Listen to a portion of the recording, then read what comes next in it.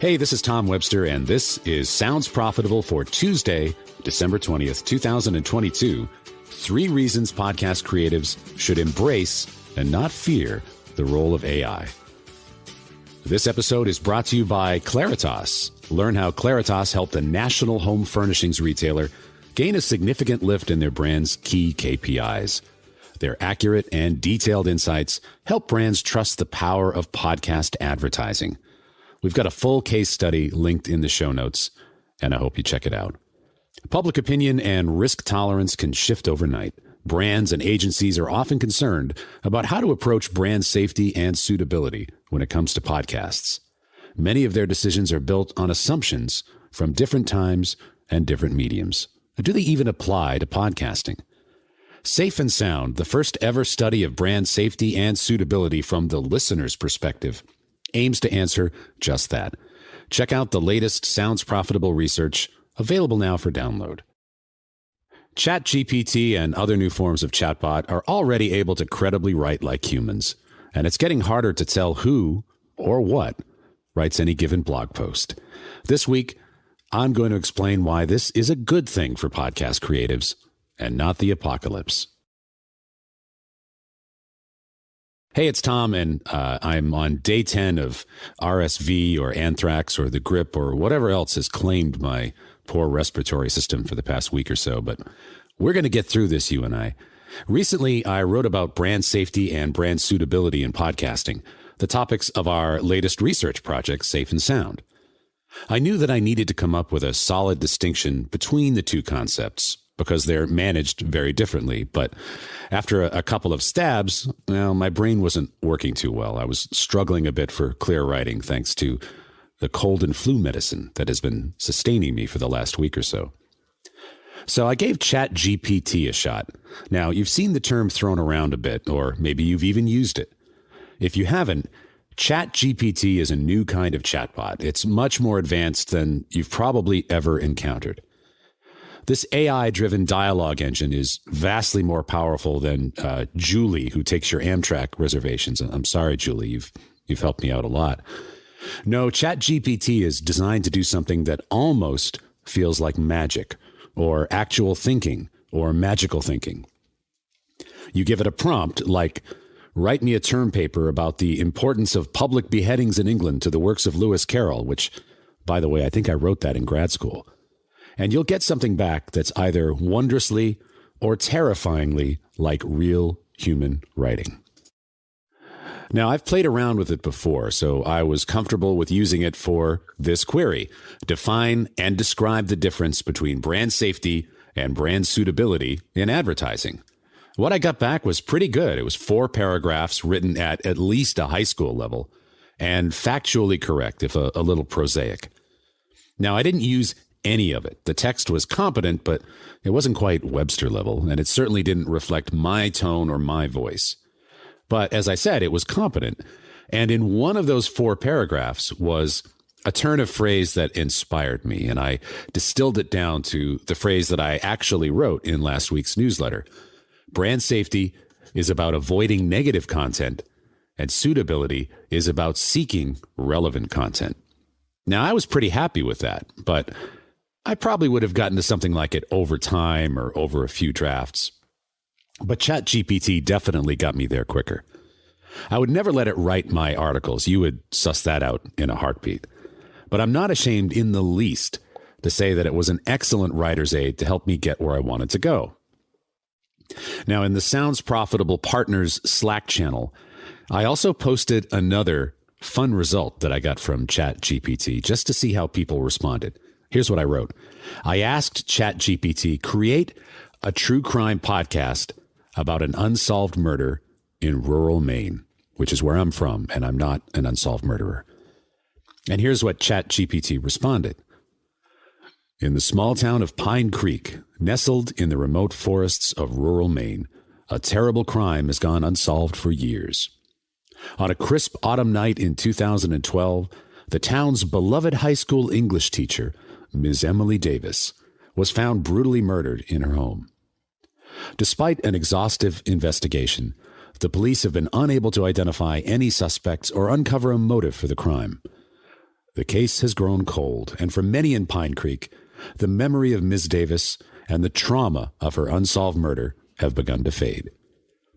But for her former students and colleagues, the pain of her loss and the unanswered questions surrounding her death still linger. In this true crime podcast, we will explore the events leading up to Ms. Davis's murder, the investigation that followed, and the impact her loss has had on the community. Through interviews with those who knew her, investigative reporting, and analysis of the available evidence, we will attempt to shed new light on this tragic case and bring justice for Ms. Davis. Now, top of the charts, here I come, baby. So how do you feel about that? Are you amazed? Are you terrified? Nonplussed? Plussed? Now, for me as a writer, I range from plussed to amazed.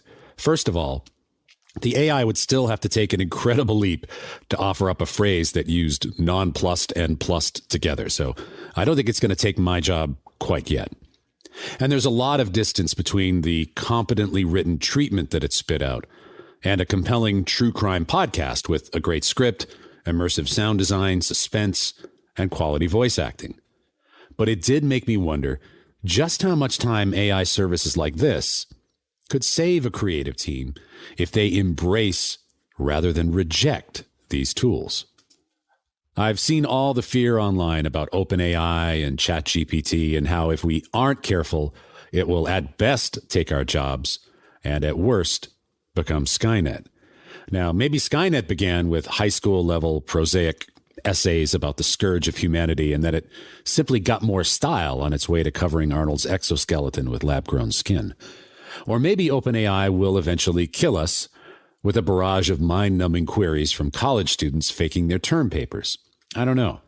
I'm not really worried about it taking my job, but it will change how people do their jobs, without question.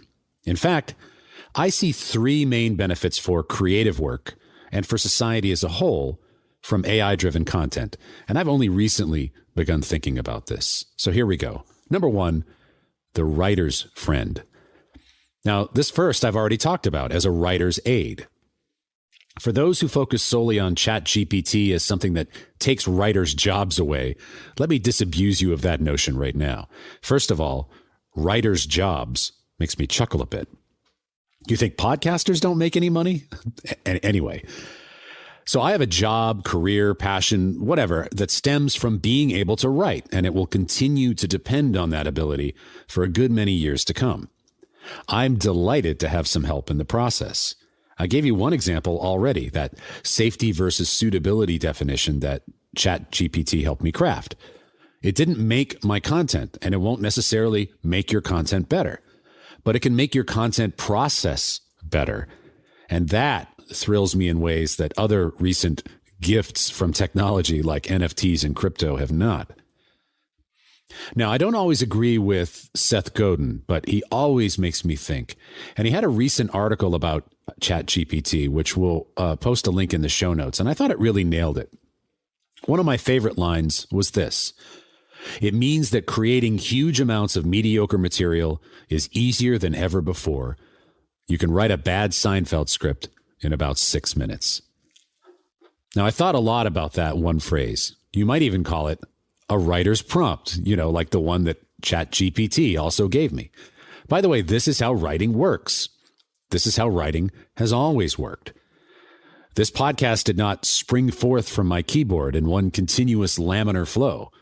Writers use many prompts and many sources for inspiration, from Seth to Skynet. I even looked up laminar in Webster's, of course, because I thought the word placid was more relevant to a lake analogy, but laminar was the perfect word for a river. So thank you, Webster's. The point is, I got help, and now I have even more. Number two, writing's friend. Now let's get back to Seth's point about mediocre material for a moment. The knee-jerk take is that AI will take writers' jobs. The semi-spicy take is that it will cost the jobs of mediocre writers, but the good writers will always be in demand. I don't fully agree with either of those. AI is not going to be the death of writers, or even of mediocre writers, and I'll have more to say about mediocre writers in a moment. But one thing I can say is that even before AI, we already had a word for people who are employed specifically as writers who are mediocre at writing. And that word is unemployed. No one currently creating huge amounts of mediocre material or bad Seinfeld scripts are at a risk of redundancy, because those people aren't currently employed now, or if they are, it's never been a long-term prospect, Skynet or no. Seth didn't say it would be the end of mediocre writers. It is going to speed up the demise of mediocre writing, however. Like my friend Ann Handley has penned so eloquently in her book of the same name, Everybody Writes. And over the course of a 30-year career, I can sum up the most important thing I learned about getting ahead in your career in 4 words. And this is advice I gave my son, who's about to embark on his college adventure pursuing the sciences. And here it is. Learn to write gooder. There aren't so many mediocre writers gainfully employed as full-time writers, believe me. But there are plenty of mediocre writers in other positions, and that is going to hold your career back almost no matter what you do. My first paid job in writing was actually as a lecturer in rhetoric and composition at Penn State. I taught freshman English, basically. I was also pursuing my own graduate degree at the time. And what I assumed was that I would get papers back from my students that were competent, if uninspiring, and that I would help them become more persuasive. Instead, I left with the overwhelming and depressing feeling that I really couldn't help many of them. And much of that was down to my own failings as a teacher, don't get me wrong. But that didn't change the fact that many of these incoming students at a major university were shockingly bad writers. My next job, fresh out of grad school, was as a tech writer for a consulting firm that employed mostly scientists. And I left that job with the exact same feeling. Now, I'll stop going through my CV now. I could do this at every stage. But the point has stayed true across every level of my career. Good writing is, at best, uncommon in any company. Now, today, if I were managing some of the teams that I worked with earlier in my career, I would insist that they begin with tools like Grammarly, Hemingway, and ChatGPT. Bad writing is where good ideas go to die. People have been too focused on the writers will lose their jobs canard, and not focused enough on the real import here. Non-writers will do their jobs better. And this brings me to my last point, society's friend. The last sentence of Seth's article was this: technology begins by making old work easier, but then it requires that new work be better. Here's the thing. Technology is not a threat. It's a challenge. And the great thing about being human is that we respond well to these challenges. Don't we want new work to be better? I'd like to be better at my job. If I'm better at my job, I can help more podcasters and creative professionals be better at their jobs and make more money. And this in turn makes podcasting a more viable career for more people. And that, in a nutshell, is what drives me. We need to be better. I need to be better. And this isn't about hustle and grind. It's about what evolutionary biologists call the Red Queen theory of evolution, which is named after the character from Alice in Wonderland. See, I didn't drop Lewis Carroll at the beginning of this for nothing. In Alice, the Red Queen was always running, even though she didn't actually get anywhere. The running wasn't pointless. If she stopped, she'd go backwards, and at least staying in place was preferable to losing ground. In evolution, the Red Queen describes the fact that species continually evolve not for advantage, but for survival, and humans are no different. Civilizations that collapse do so often because they have failed to embrace new tools and cling stubbornly to the old. And those people didn't just lose their jobs. Technology like ChatGPT that causes some disruption in the short term ultimately leads to us all being better in the medium term, and certainly the long term. I think chess is an excellent example of this, by the way. Chess AI has progressed to the point that it's impossible to beat for all but a literal handful of humans, and even that literal handful doesn't do it very often. So why bother to play? Did chess AI kill chess? Well, just the opposite. Chess has actually never been stronger. Instead of a Skynet-style battlefield littered with disused chessboards and the corpses of grandmasters, we have Magnus Carlsen, the strongest chess player in history and the holder of one of the most daunting records in all of competition, period. A 125-game win streak in a game that, as infuriatingly as soccer, often ends in a draw at the highest levels.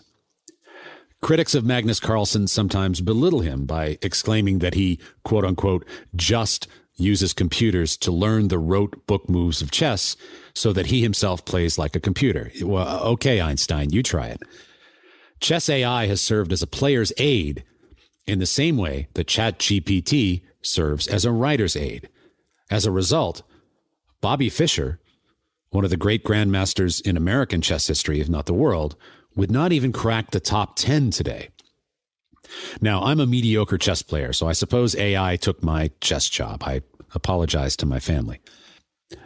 But I'll also say this. When I went to college, there was a booming economy for people to take longhand theses and reports and type them for you. The word processor replaced those jobs, but it didn't replace those people. But more importantly for me, the word processor allowed me unfettered access to presenting my ideas in a legible and clear way. With my handwriting, if I were born 100 years ago, I'd be working on a farm. Now, I'm not saying that I'm any great gift to the world as a podcaster, but as a farmer, well, let's go back to civilization collapse. Even the smallest tools and advances throughout society have made our lives better, from disposable pens to salted cod to nails. Imagine what a tool that helps us craft better ideas might do. Just imagine.